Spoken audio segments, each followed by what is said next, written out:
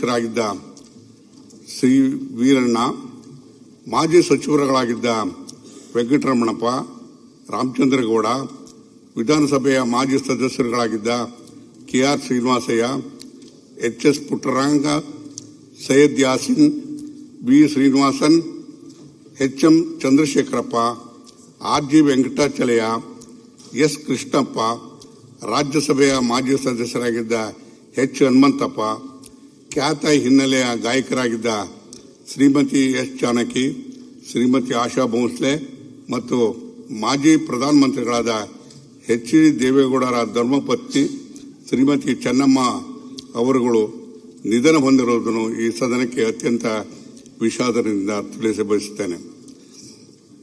ಹಾಲಿ ಸಚಿವರಾಗಿದ್ದ ಡಿ. ಸುಧಾಕರ್ ಅವರು 28ನೇ ಮಾರ್ಚ್ 1961 ಚಿತ್ರದುರ್ಗ ಜಿಲ್ಲೆಯ ಚಳ್ಳಕೆರೆ ಗ್ರಾಮದಲ್ಲಿ ಜನಿಸಿದರು.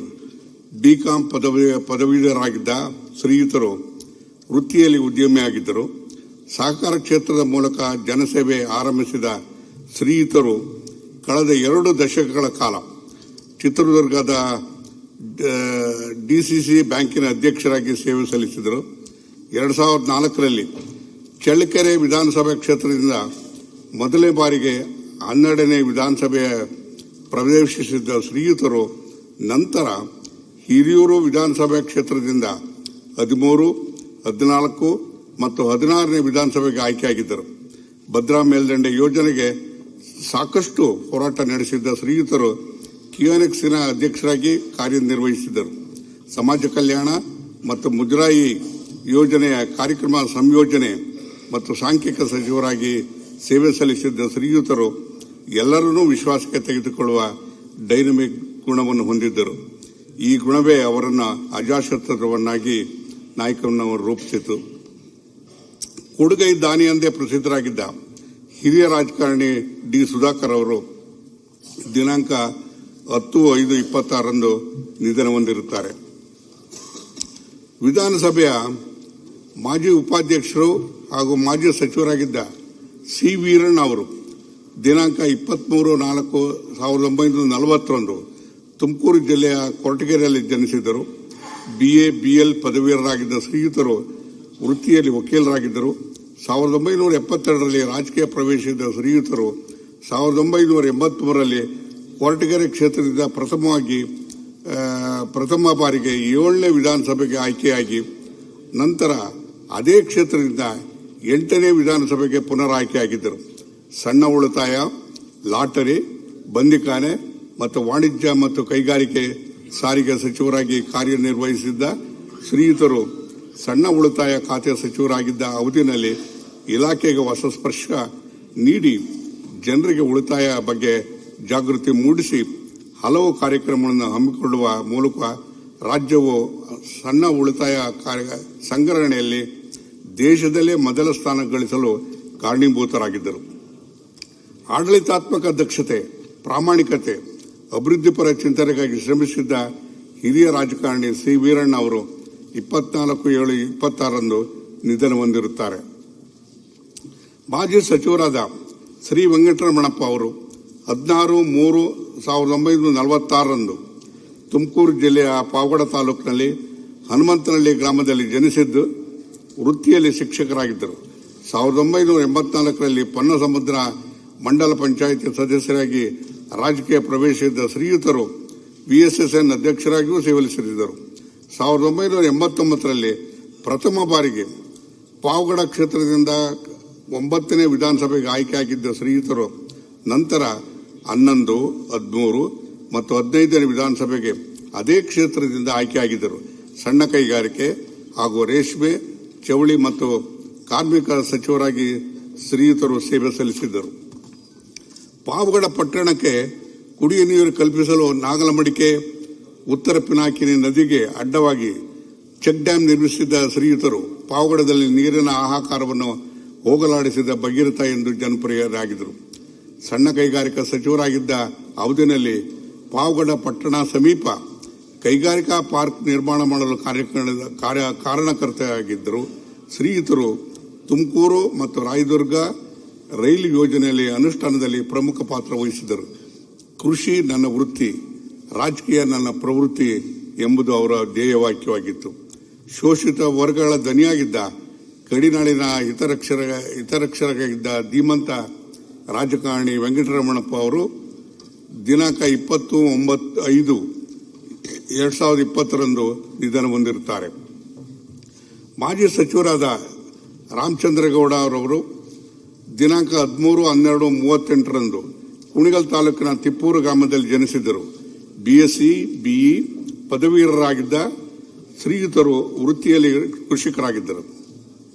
1970 ಮತ್ತು 1983 ಬೆಂಗಳೂರು ಮಹಾನಗರ ಪಾಲಿಕೆ ಸದಸ್ಯರಾಗಿ ಸೇವೆ ಸಲ್ಲಿಸಿದ ಶ್ರೀಯುತರು 1988 ಪದವೀಧರ ಕ್ಷೇತ್ರದಿಂದ ಪ್ರಥಮ ಬಾರಿಗೆ ವಿಧಾನ ಪರಿಷತ್ತನ್ನು ಪ್ರವೇಶಿಸಿ ಸತತ 5 ಬಾರಿ ವಿಧಾನ ಪರಿಷತ್ತಿನ ಸದಸ್ಯರಾಗಿ ಆಯ್ಕೆಯಾಗಿದ್ದರು. ರಾಜ್ಯ ಯೋಜನಾ ಮಂಡಳಿಯ ಉಪಾಧ್ಯಕ್ಷರಾಗಿದ್ದು ಶ್ರೀಯುತರು ಸಣ್ಣ ಉಳಿತಾಯ, ಲಾಟರಿ ಮತ್ತು ವಿಜ್ಞಾನ, ತಂತ್ರಜ್ಞಾನ ಮತ್ತು ವೈದ್ಯಕೀಯ ಶಿಕ್ಷಣ ಸಚಿವರಾಗಿ ಕಾರ್ಯನಿರ್ವಹಿಸಿದರು. ಬೆಂಗಳೂರು ನಗರವು ಸೂಕ್ತ ರೀತಿಯಲ್ಲಿ ಅಭಿವೃದ್ಧಿಗೊಳ್ಳಲು ಹಾಗೂ ಕಾವೇರಿ ನದಿ ನೀರಿನ ವಿವಾದ ಸಂದರ್ಭದಲ್ಲಿ ನದಿ ಪಾತ್ರದಲ್ಲಿ ಬತ್ತಿ ಹೋಗುವ ಕೆರೆಗಳ ಪುನರುಜ್ಜೀವನ ಹೋರಾಟದಲ್ಲಿ ತಮ್ಮನ್ನು ತೊಡಗಿಸಿಕೊಂಡಿದ್ದರು. ಆ ಕಾರ್ಯಕ್ರಮದಲ್ಲಿ ಯಶಸ್ವಿಯಾದರು. ಚಲನಚಿತ್ರ ರಂಗದಲ್ಲಿ ಒಟ್ಟು 5 ಪ್ರಶಸ್ತಿಗಳನ್ನು ಮತ್ತು ಫಿಲಂ ಸ್ಪಂದನ ಎಂಬ ಪ್ರಾಯೋಗಿಕ ಚಿತ್ರದ ನಿರ್ಮಾಣಕ್ಕಾಗಿ ಪ್ರಶಸ್ತಿಯನ್ನು ಪಡೆದಿದ್ದ ಶ್ರೀಯುತರು 1988-94 ಅವಧಿಯಲ್ಲಿ ಉತ್ತಮ ಶಾಸಕ ಪ್ರಶಸ್ತಿಗೆ ಭಾಜನರಾಗಿದ್ದರು. ಹಿರಿಯ ರಾಜಕಾರಣಿ ಶ್ರೀ ರಾಮಚಂದ್ರಗೌಡರವರು ದಿನಾಂಕ 14/7/2026 ನಿಧನ ಹೊಂದಿರುತ್ತಾರೆ. ವಿಧಾನಸಭೆಯ ಮಾಜಿ ಸದಸ್ಯರಾಗಿದ್ದ KR ಶ್ರೀನಿವಾಸಯ್ಯ ಅವರು ದಿನಾಂಕ 31/10/32 ಕೋಲಾರ ಜಿಲ್ಲೆಯಲ್ಲಿ ಜನಿಸಿದ್ದರು. BA BL ಪದವೀಧರರಾಗಿದ್ದ ಶ್ರೀಯುತರು ವೃತ್ತಿಯಲ್ಲಿ ವಕೀಲರಾಗಿದ್ದರು. ಸರ್ಕಾರಿ ವಕೀಲರಾಗಿ, ಸಾರ್ವಜನಿಕ ಅಭಿಯೋಜಕರಾಗಿ ಮತ್ತು ವಕೀಲರ ಮಂಡಳಿಯ ಅಧ್ಯಕ್ಷರಾಗಿ ಕಾರ್ಯನಿರ್ವಹಿಸಿ ಕಕ್ಷಿದಾರರ ಹಿತರಕ್ಷಣೆಯನ್ನು, ವೃತ್ತಿನಿಷ್ಠೆಯ ಪ್ರಾಮಾಣಿಕತೆಯನ್ನು ಅಳವಡಿಸಿಕೊಂಡು 70 ವರ್ಷ ಸುದೀರ್ಘ ಕಾಲ ವಕೀಲರಾಗಿ ಜನಾನುರಾಗಿಯಾಗಿದ್ದ ಶ್ರೀಯುತರು ಕೋಲಾರ ತಾಲೂಕು ಅಭಿವೃದ್ಧಿ ಮಂಡಳಿ ಅಧ್ಯಕ್ಷರಾಗಿ ಸೇವೆ ಸಲ್ಲಿಸಿದರು. 1983 ಕೋಲಾರ ವಿಧಾನಸಭಾ ಕ್ಷೇತ್ರದಿಂದ 7ನೇ ವಿಧಾನಸಭೆಗೆ ಆಯ್ಕೆಯಾಗಿದ್ದ ಶ್ರೀಯುತರು 8ನೇ ವಿಧಾನಸಭೆಗೆ ಅದೇ ಕ್ಷೇತ್ರದಿಂದ ಪುನರ್ ಆಯ್ಕೆಗೊಂಡಿದ್ದರು. ಕೋಲಾರ ತಾಲೂಕಿನಲ್ಲಿ ಅತಿ ಹೆಚ್ಚು ಕುಡಿಯುವ ನೀರಿನ ಕೊಳವೆ ಬಾವಿಗಳನ್ನು ಕೊರೆಸಿ ಜನರ ನೀರಿನ ಸಮಸ್ಯೆಗೆ ಇತರಿಸಿ ಆಡಿದ ಖ್ಯಾತಿಗೆ ಪಾತ್ರರಾಗಿದ್ದರು. ಹಿರಿಯ ರಾಜಕಾರಣಿ KR ಶ್ರೀನಿವಾಸಯ್ಯರವರು 19/6/26 ನಿಧನ ಹೊಂದಿರುತ್ತಾರೆ. ವಿಧಾನಸಭೆಯ ಮಾಜಿ ಸದಸ್ಯರಾಗಿದ್ದ HS ಪುಟ್ಟರಂಗನಾಥ್ ಅವರು 28/9/1938 ಸೋಮಶೆಟ್ಟಿಯಲ್ಲಿ ಹಳ್ಳಿಯಲ್ಲಿ ಜನಿಸಿದರು. MA ಸ್ನಾತಕೋತ್ತರ ಪದವೀಧರರಾಗಿದ್ದ ಶ್ರೀಯುತರು ವೃತ್ತಿಯಲ್ಲಿ ಕೃಷಿಕರಾಗಿದ್ದರು. ಸ್ವಾತಂತ್ರ್ಯ ಹೋರಾಟದಲ್ಲಿ ಸಕ್ರಿಯವಾಗಿ ಭಾಗವಹಿಸಿದ್ದ ಶ್ರೀಯುತರು ಸಾಮಾಜಿಕ ಮತ್ತು ರಾಜಕೀಯ ಸಂಸ್ಥೆಗಳಲ್ಲಿ ಸೇವೆ ಸಲ್ಲಿಸುವ ಮೂಲಕ ಆ ಕ್ಷೇತ್ರಗಳಲ್ಲಿ ಚಟುವಟಿಕೆಗಳಲ್ಲಿ ಸಕ್ರಿಯವಾಗಿ ಭಾಗವಹಿಸುತ್ತಿದ್ದರು. ಶಾಲಾ ಶಿಕ್ಷಕರಾಗಿ ಸೇವೆ ಸಲ್ಲಿಸಿದ್ದ ಶ್ರೀಯುತರು RTO ಕಚೇರಿಯಲ್ಲೂ ಕೂಡ ಕಾರ್ಯನಿರ್ವಹಿಸಿದ್ದರು. 1967 ಬೇಲೂರು ವಿಧಾನಸಭಾ ಕ್ಷೇತ್ರದಿಂದ 4ನೇ ವಿಧಾನಸಭೆಗೆ ಆಯ್ಕೆಯಾಗಿದ್ದ ಶ್ರೀಯುತರು ನಂತರ 5ನೇ ವಿಧಾನಸಭೆಗೆ ಹಾಗೂ 11ನೇ ವಿಧಾನಸಭೆಗೆ ಅದೇ ಕ್ಷೇತ್ರದಿಂದ ಪುನರ್ ಆಯ್ಕೆಯಾಗಿದ್ದರು. ಹಿರಿಯ ರಾಜಕಾರಣಿ HS ಪುಟ್ಟರಂಗನಾಥ್ ಅವರು 7/7/2026 ನಿಧನ ಹೊಂದಿರುತ್ತಾರೆ. ವಿಧಾನಸಭೆಯ ಮಾಜಿ ಸದಸ್ಯರಾಗಿದ್ದ ಸೈಯದ್ ಯಾಸೀನ್ ರವರು ದಿನಾಂಕ 1/3/51 ರಾಯಚೂರಿನಲ್ಲಿ ಜನಿಸಿದ್ದರು. MSc ಹಾಗೂ MA ಸ್ನಾತಕೋತ್ತರ ಪದವೀಧರರಾಗಿ ಶ್ರೀಯುತರು ವೃತ್ತಿಯಲ್ಲಿ ವ್ಯಾಪಾರಿಯಾಗಿದ್ದರು. ಕರ್ನಾಟಕ ಅಲ್ಪಸಂಖ್ಯಾತರ ಅಭಿವೃದ್ಧಿಯ ನಿಗಮದ ಅಧ್ಯಕ್ಷರಾಗಿ ಸೇವೆ ಸಲ್ಲಿಸಿದ್ದ ಶ್ರೀಯುತರು ಜನಸೇವೆಯನ್ನೇ ತಮ್ಮ ಧ್ಯೇಯವನ್ನಾಗಿರಿಸಿಕೊಂಡು ಸರಳತೆ, ಸಜ್ಜನಿಕೆ ಹಾಗೂ ಬದ್ಧತೆಯೊಂದಿಗೆ ಸಾರ್ವಜನಿಕ ಜೀವನದಲ್ಲಿ ಕಾರ್ಯನಿರ್ವಹಿಸಿ ಸಮಾಜದ ಎಲ್ಲ ವರ್ಗಗಳ ಅಭಿವೃದ್ಧಿಗೆ ಅವಿರತವಾಗಿ ಶ್ರಮಿಸಿದ್ದರು. 1999 ರಾಯಚೂರು ವಿಧಾನಸಭೆ ಕ್ಷೇತ್ರದಿಂದ 11ನೇ ವಿಧಾನಸಭೆಗೆ ಆಯ್ಕೆಯಾಗಿದ್ದ ಶ್ರೀಯುತರು ನಂತರ 2008 ಅದೇ ಕ್ಷೇತ್ರದಿಂದ 13ನೇ ವಿಧಾನಸಭೆಗೆ ಆಯ್ಕೆಯಾಗಿದ್ದರು. ಹಿರಿಯ ರಾಜಕಾರಣಿ ಸೈಯದ್ ಯಾಸೀನ್ ರವರು ದಿನಾಂಕ 12/7/26ರಂದು ನಿಧನ ಹೊಂದಿರುತ್ತಾರೆ. ವಿಧಾನಸಭೆಯ ಮಾಜಿ ಸದಸ್ಯರಾಗಿದ್ದ ವಿ ಶ್ರೀನಿವಾಸನ್ ಅವರು 3/7/42ರಂದು ಜನಿಸಿದ್ದರು. ಟ್ರಾನ್ಸ್ಪೋರ್ಟ್ ಸಂಸ್ಥೆಯ ಮಾಲೀಕರಾಗಿದ್ದ ಶ್ರೀಯುತರು ತಾಲೂಕು ಅಭಿವೃದ್ಧಿಯ ಮಂಡಳಿಯ ಸದಸ್ಯರಾಗಿ ಸೇವೆ ಸಲ್ಲಿಸಿದರು.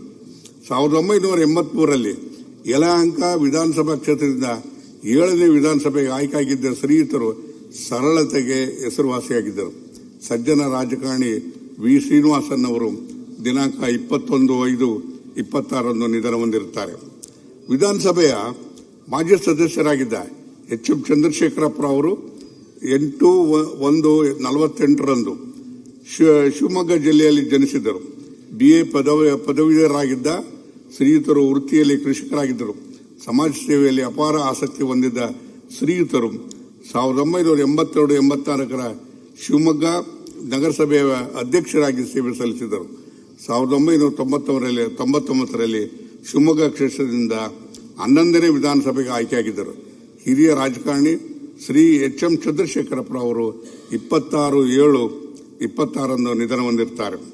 ವಿಧಾನಸಭೆಯ ಮಾಜಿ ಸದಸ್ಯರಾಗಿದ್ದ ಆರ್. ಜಿ. ವೆಂಕಟಾಚಲಯ್ಯ ಅವರು ದಿನಾಂಕ 28/4/36ರಂದು ಬೆಂಗಳೂರು ಗ್ರಾಮಾಂತರ ಜಿಲ್ಲೆಯ ದೊಡ್ಡಬಳ್ಳಾಪುರ ಹಣಬೆ ಗ್ರಾಮದಲ್ಲಿ ಜನಿಸಿದರು. BSc ಪದವೀಧರರಾಗಿದ್ದ ಶ್ರೀಯುತರು ವೃತ್ತಿಯಲ್ಲಿ ಕೃಷಿಕರಾಗಿದ್ದರು. ಬೆಂಗಳೂರು ಗ್ರಾಮಾಂತರ ಜಿಲ್ಲಾ ಪಂಚಾಯತ್ ಹಾಗೂ ತಾಲೂಕು ಅಭಿವೃದ್ಧಿಯ ಮಂಡಳಿ ಅಧ್ಯಕ್ಷರಾಗಿ ಸೇವೆ ಸಲ್ಲಿಸಿದರು. 1996ರಲ್ಲಿ ನಡೆದ ಉಪಚುನಾವಣೆಯಲ್ಲಿ ದೊಡ್ಡಬಳ್ಳಾಪುರ ವಿಧಾನಸಭೆ ಕ್ಷೇತ್ರದಿಂದ 10ನೇ ವಿಧಾನಸಭೆಗೆ ಆಯ್ಕೆಯಾಗಿದ್ದರು. ವಿಧಾನಸಭೆಯ ಮಾಜಿ ಸದಸ್ಯರಾಗಿದ್ದ ಆರ್. ಜಿ. ವೆಂಕಟಾಚಲಯ್ಯ ಅವರು 12/6/26ರಂದು ನಿಧನ ಹೊಂದಿರುತ್ತಾರೆ. ವಿಧಾನಸಭೆಯ ಮಾಜಿ ಸದಸ್ಯರಾಗಿದ್ದ ಎಸ್. ಕೃಷ್ಣಪ್ಪ ಅವರು 14/11/41ರಂದು ಜನಿಸಿದ್ದರು. BA ಪದವೀಧರರಾಗಿ ಶ್ರೀಯುತರು ವೃತ್ತಿಯಲ್ಲಿ ಕೃಷಿಕರಾಗಿದ್ದರು. ಬನ್ನೂರು ಪುರಸಭೆಗೆ 2 ಬಾರಿ ಆಯ್ಕೆಗೊಂಡು ಅಧ್ಯಕ್ಷರಾಗಿ ಕಾರ್ಯನಿರ್ವಹಿಸಿದ್ದ ಶ್ರೀಯುತರು ಕರ್ನಾಟಕ ಗೃಹ ಮಂಡಳಿ ಅಧ್ಯಕ್ಷರಾಗಿ ಟಿ. ನರಸೀಪುರದ ಪಿ ಕಾರ್ಡ್ ಬ್ಯಾಂಕಿನ ಅಧ್ಯಕ್ಷರಾಗಿಯೂ ಸೇವೆ ಸಲ್ಲಿಸಿದರು. 1994ರಲ್ಲಿ 10ನೇ ವಿಧಾನಸಭೆಗೆ ನಡೆದ ಚುನಾವಣೆಯಲ್ಲಿ ಶ್ರೀಯುತರು ಬನ್ನೂರು ವಿಧಾನಸಭಾ ಕ್ಷೇತ್ರದಿಂದ ಆಯ್ಕೆಗೊಂಡು ಸೇವೆ ಸಲ್ಲಿಸಿದ್ದರು. ಸ್ನೇಹಜೀವಿ, ಸರಳ ಸಜ್ಜನಿಕೆ ಹೆಸರಾದ ಎಸ್. ಕೃಷ್ಣಪ್ಪ ಅವರು ದಿನಾಂಕ 12/8ರಂದು ನಿಧನ ಹೊಂದಿರುತ್ತಾರೆ. ರಾಜ್ಯಸಭೆಯ ಮಾಜಿ ಸದಸ್ಯರಾಗಿದ್ದ ಎಚ್. ಹನುಮಂತಪ್ಪ ಅವರು 13/5/1932ರಂದು ಚಿತ್ರದುರ್ಗ ಜಿಲ್ಲೆಯಲ್ಲಿ ಜನಿಸಿದ್ದರು. ಬಹುಭಾಷಾ ಪಾರಂಗತರಾಗಿದ್ದ ಶ್ರೀಯುತರು ಆರಂಭದಲ್ಲಿ ಪ್ರೌಢಶಾಲಾ ಶಿಕ್ಷಕರಾಗಿ, ವಕೀಲರಾಗಿ ಸೇವೆಯನ್ನು ಸಲ್ಲಿಸಿದರು. ಕೇಂದ್ರ ರೈಲ್ವೆ ಮಂಡಳಿ ಮತ್ತು ರೇಷ್ಮೆ ಮಂಡಳಿಯ ಅಧ್ಯಕ್ಷರಾಗಿ ಸೇವೆ ಸಲ್ಲಿಸಿದ ಶ್ರೀಯುತರು ಮಹತ್ವದ ಭದ್ರಾ ಮೇಲ್ದಂಡೆ ಹೋರಾಟ ಸಮಿತಿಯ ಮೊದಲ ಅಧ್ಯಕ್ಷರಾಗಿ ಕಾರ್ಯನಿರ್ವಹಿಸಿದರು. ಚಿತ್ರದುರ್ಗ ಜಿಲ್ಲೆಯ ಬಾಪೂಜಿ ಶಿಕ್ಷಣ ಸಂಸ್ಥೆಯನ್ನು ತೆರೆದು ಚಳ್ಳಕೆರೆ, ಗೋಪನಹಳ್ಳಿ, ಕಲ್ಲಳ್ಳಿ, ಕಂಚೀಪುರ, ಚಿತ್ರದುರ್ಗ, ಕೆಳಕೋಟೆಗಳಲ್ಲಿ ಪ್ರೌಢಶಾಲೆ ಹಾಗೂ ಕಾಲೇಜುಗಳನ್ನು ಆರಂಭಿಸಿದರು.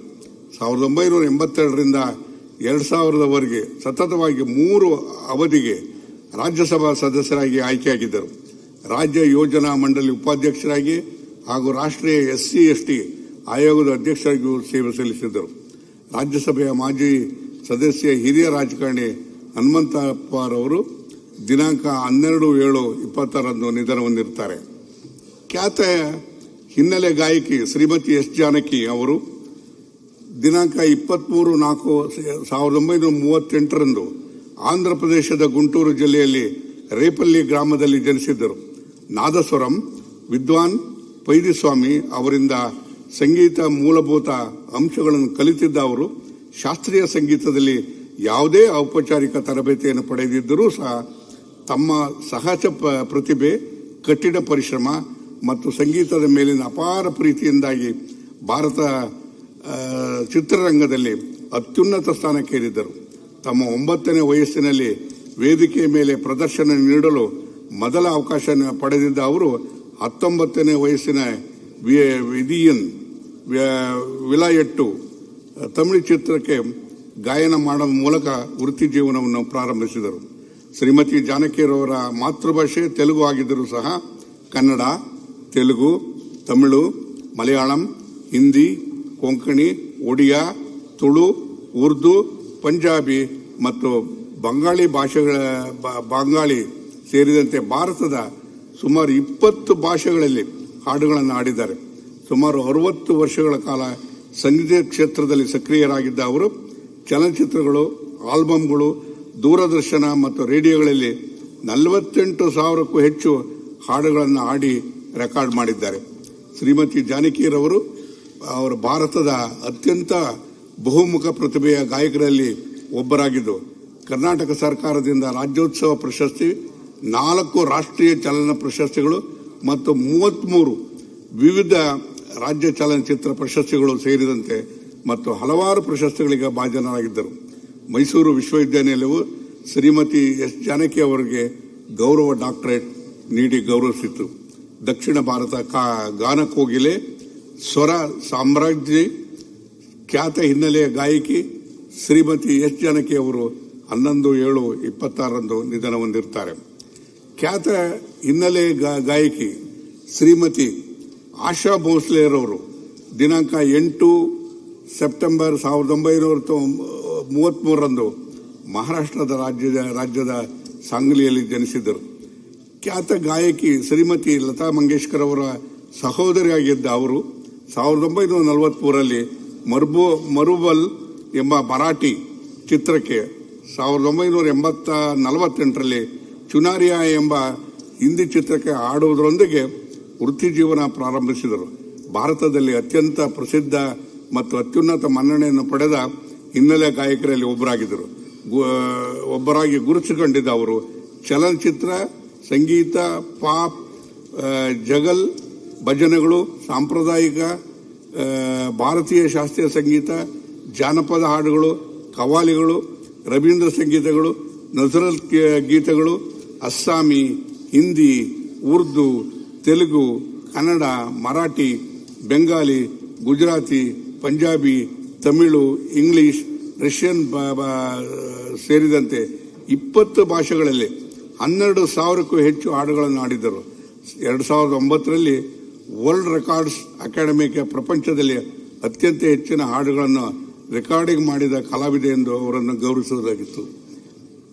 ಅತ್ಯುತ್ತಮ ಹಿನ್ನೆಲೆಯ ಗಾಯಕಿಯಾಗಿ 7 ಬಾರಿ ಫಿಲ್ಮ್ ಫೇರ್ ಪ್ರಶಸ್ತಿ, ದಾದಾ ಸಾಹೇಬ್ ಫಾಲ್ಕೆ ಪ್ರಶಸ್ತಿ, ಪದ್ಮವಿಭೂಷಣ ಪ್ರಶಸ್ತಿಯಂತೆ 10 ಹಲವಾರು ಪ್ರಶಸ್ತಿಗಳಿಗೆ ಭಾಜನರಾಗಿದ್ದವರು ಸಂಗೀತ ಲೋಕದಲ್ಲಿ ಅತಿ ಹೆಚ್ಚು ಪ್ರಶಸ್ತಿಗಳನ್ನು ಪಡೆದ ಹೆಗ್ಗಳಿಕೆಯನ್ನು ಹೊಂದಿದ್ದರು. ಖ್ಯಾತ ಹಿನ್ನೆಲೆ ಗಾಯಕಿ ಆಶಾ ಭೋಸ್ಲೆರವರು 12/4/26 ನಿಧನ ಹೊಂದಿರುತ್ತಾರೆ.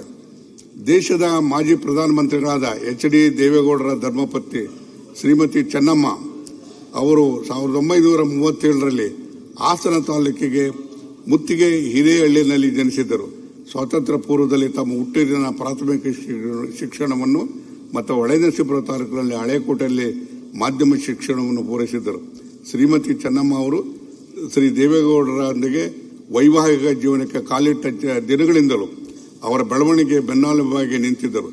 ದೇವೇಗೌಡರ ರಾಜಕೀಯ ಕುಟುಂಬದಲ್ಲಿ ಅಡೆತಡೆ ಇಲ್ಲದೆ ಬೆಳೆದು ನಿಲ್ಲಲು ಚೆನ್ನಮ್ಮ ಅವರ ಕೊಡುಗೆ ಅಪಾರ. ಪತಿಯನ್ನು ಉರಿದುಂಬಿಸುವ ಶಕ್ತಿಯಾಗಿ ನಿಂತ ಚೆನ್ನಮ್ಮ ಅವರು ಎಂದೂ ಪತಿಯ ರಾಜಕೀಯ ಜೀವನದಲ್ಲಿ ಹಸ್ತಕ್ಷೇಪ ಮಾಡುತ್ತಿರಲಿಲ್ಲ. 2 ಪುತ್ರಿಯರು, 4 ಮಂದಿ ಪುತ್ರರು ಹೊಂದಿದ ಶ್ರೀಮತಿ ಚೆನ್ನಮ್ಮ ಅವರ 2ನೇ ಮಗನಾಗಿ HD ರೇವಣ್ಣ ಅವರು ರಾಜ್ಯದ ಮಾಜಿ ಸಚಿವರಾಗಿ ಕಾರ್ಯನಿರ್ವಹಿಸಿ ಪ್ರಸ್ತುತ ಸದನದ ಸದಸ್ಯರಾಗಿದ್ದಾರೆ. 3ನೇ ಮಗನಾದ HD ಕುಮಾರಸ್ವಾಮಿ ಅವರು ರಾಜ್ಯದ ಮಾಜಿ ಮುಖ್ಯಮಂತ್ರಿಗಳಾಗಿ ಕಾರ್ಯನಿರ್ವಹಿಸಿ ಪ್ರಸ್ತುತ ಕೇಂದ್ರ ಸಚಿವರಾಗಿದ್ದಾರೆ. ಆದರ್ಶ ಗೃಹಿಣಿಯಾಗಿದ್ದ ಶ್ರೀಮತಿ ಚೆನ್ನಮ್ಮ ಅವರು ಪರಮ ದೈವಭಕ್ತರು. ಮನೆಗೆ ಬರುವ ಅತಿಥಿಗಳಿಗೆ ಊಟೋಪಚಾರ ಮಾಡಿ ಅದರಿಂದ ಸತ್ಕರಿಸುವುದರಿಂದ ಅವರನ್ನು ಎಲ್ಲರೂ ಅನ್ನಪೂರ್ಣೆ ಎಂದು ಕರೆಯುತ್ತಿದ್ದರು. ಭಾರತೀಯ ನಾರಿ ಸಂಸ್ಕೃತಿಯ ಸಭ್ಯತೆಯ ಗೆರೆ ದಾಟದೆ ಬದುಕಿದ ಚೆನ್ನಮ್ಮ ಅವರು ಇಂದು ಪೀಳಿಗೆಗೆ ಆದರ್ಶಪ್ರಾಯರಾಗಿದ್ದಾರೆ.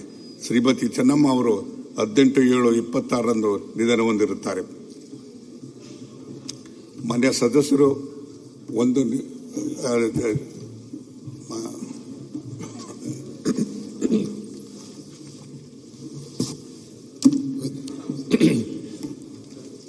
ಅಧ್ಯಕ್ಷರೇ,